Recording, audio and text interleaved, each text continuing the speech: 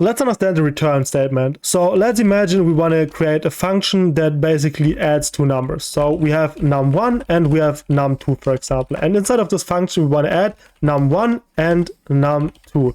But if we are going to call this function right now with two numbers like 5 and 10, for example, and we're going to run the code, you will see that nothing is going to happen. So as you can see, literally nothing happened. So how can we change that? Obviously, we could just go ahead and console.log those numbers, but maybe we don't want to console.log those numbers. Maybe we want to store those numbers in a variable.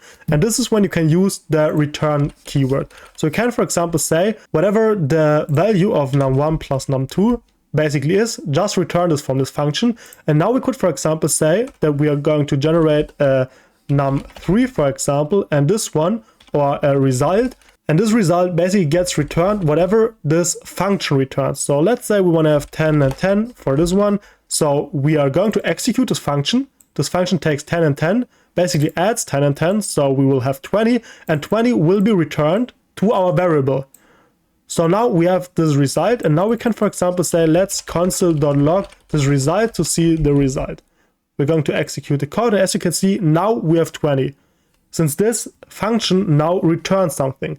And returning something is really, really important when working with JavaScript, because obviously you often want to store those values that you generate with a function inside of a variable, for example, or do pretty much anything else with it. Something that is really important to note is if you have like two return statements inside of a function. So let's say we have a third number like num3, for example, and now we also want to return num2 plus num3.